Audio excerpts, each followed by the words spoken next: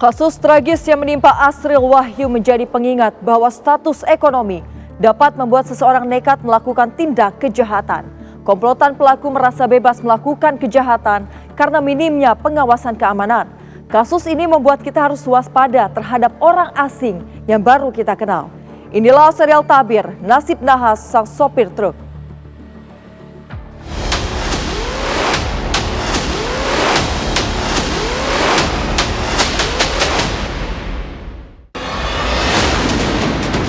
Ada truk tronton yang terbakar. Ada masyarakat sepertinya melihat di dalam truk tersebut ada mayat yang terbakar. Gara-gara si niat si Iin sama si Adam ini Pak nak merampok dia tadi Pak. Caranya kuikat dengan jaket Pak, leher korban.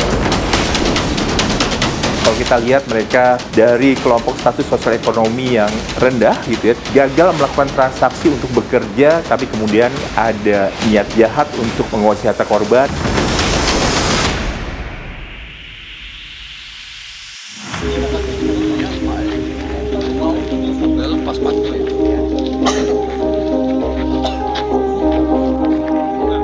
Kasus tragis yang menimpa Asril Wahyudi, seorang supir truk yang dibunuh dan dibakar oleh 4 orang yang ia tolong di jalan, menimbulkan ketakutan di masyarakat.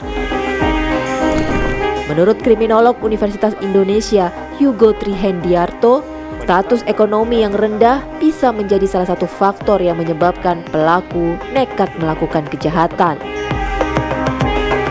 Kalau kita lihat mereka dari kelompok status sosial ekonomi yang rendah gitu ya, gagal melakukan transaksi untuk bekerja karena mungkin tidak ada ketidakcocokan untuk tarif harga honor atau gaji yang diberikan, maka kemudian mereka akan kembali ditawarkan tumpangan, tapi kemudian ada ide, ada gagasan yang kemudian niat jahat untuk melakukan tindakan-tindakan menguasai harta korban, lalu tindakan berikutnya adalah melakukan tindakan pembunuhan, sehingga menganggap tindakan mereka dianggap aman dan tidak bisa diungkap bahwa itu adalah bentuk pembunuhan.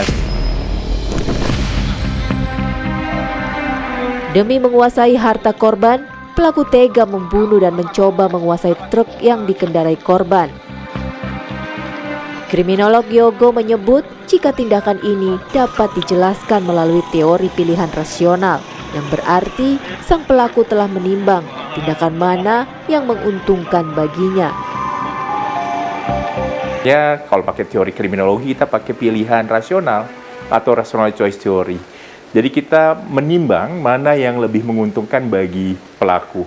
Mengapa mereka sampai melakukan tindakan pembunuhan? Karena mereka mendapatkan harta benda dari si pelaku. Apakah nanti truk trontonnya dijual gitu ya, atau menguasai uang yang ada di korban gitu ya, dengan resiko yang mungkin akan muncul. Tidak ada pengawasan di situ, tidak ada polisi, tempatnya sepi, maka resiko untuk memilih, memutuskan untuk menjadi mengeksekusi pelaku itu dorongannya lebih besar dibandingkan untuk tidak melakukan tindakan pembunuhan.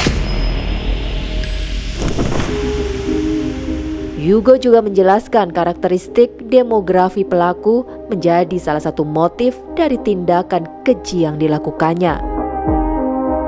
Status dan pendidikan pelaku juga turut tercermin dari perbuatannya. Jadi banyak kasus-kasus perampokan atau pencurian dengan kekerasan yang mengakibatkan kematian itu didominasi oleh masyarakat atau individu atau kelompok dari status sosial ekonomi rendah. Artinya tingkat pendapatannya mereka di bawah standar upah minimal provinsi, kota, atau kabupaten, dan mereka berada di bawah garis kemiskinan. Minimnya pengawasan dari aparatur hukum turut mempermudah aksi para pelaku dalam melakukan kejahatan. Para pelaku menilai lokasi kejadian adalah tempat yang aman dari pengawasan sehingga mereka pun berani melancarkan aksinya. Di dalam hutan, dalam proyek tadi nggak ada polisinya, maka kemudian resiko untuk melakukan tindakan kejahatan akan lebih tinggi lagi. Kan tidak ada pengawasan dari aparatur hukum, penegak hukumnya secara formal. Kalau di dalam hutan itu ada polisi banyak, ada masyarakat yang aktif, nggak bakal dilakukan. karena mereka memilah informasi, ini aman nggak daerah ini untuk melakukan tindakan eksekusi pembunuhan tadi. Tempatnya di hutan, sepi, maka mereka berani untuk melakukan tindakan dengan alasan supaya tidak mudah diketahui, tidak mudah diungkapkan, maka mereka melakukan eksekusi tadi.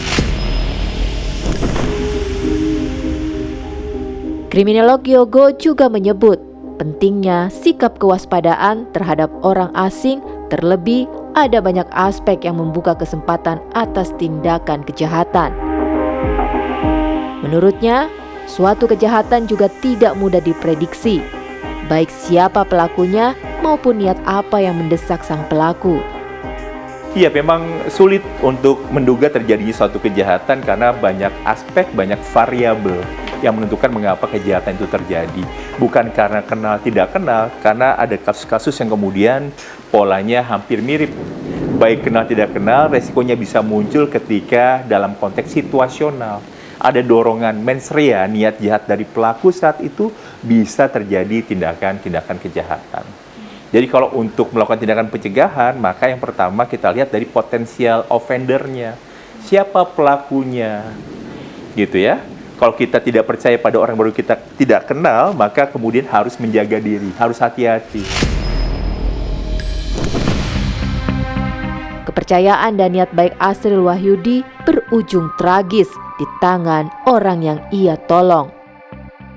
Tragedi ini menjadi pelajaran bahwa kebaikan tak selalu dibalas dengan kebaikan, dan kewaspadaan adalah bentuk perlindungan diri yang terakhir.